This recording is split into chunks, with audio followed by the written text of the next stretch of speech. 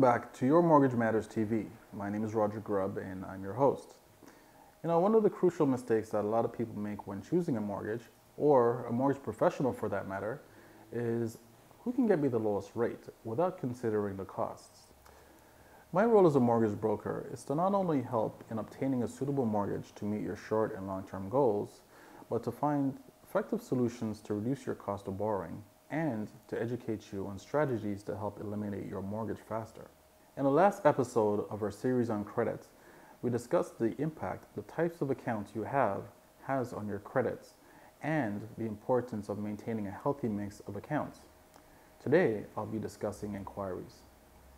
An inquiry is a record of anyone you've given permission to check your credit report so that they may determine your credit worthiness in order for them to provide service to you. So basically, they want to make sure that you're a person who lives up to your obligations whenever you contract for services. There are two types of inquiries. A hard inquiry, which leaves a record on your credit report so that anyone who checks your credit in the future will be able to see the previous entries. And a soft inquiries, which is usually not visible to others. It's only visible if you check your credit report yourself. The difference is that a hard inquiry actually takes points from your score, whereas a soft inquiry usually doesn't reduce your score at all.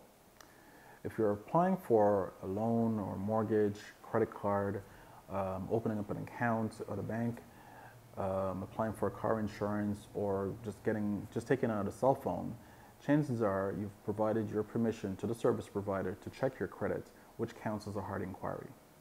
There is a misconception that too many inquiries damages your credit rating. While it's important to remember that inquiries do reduce your credit score, it's not as detrimental as most people have been led to believe. Firstly, the degree to which the inquiries will reduce your score is directly related to your existing credit score. And what I mean by that is simply this. If your existing credit score is 700, for example, and somebody does an inquiry on you, well, the amount of points that you'll lose is a lot less than somebody with a 550 score. Secondly, if you've been shopping around for a mortgage or a loan, for example, it's not uncommon for you to make several applications with different lenders. Each application requires their own credit check, which could potentially lower your score. The good news is that Equifax and TransUnion have recognized this practice and now groups inquiries that have occurred within a relatively short period of time and counts them as one. This means that there should be no fear on the impact of a number of inquiries on your credit.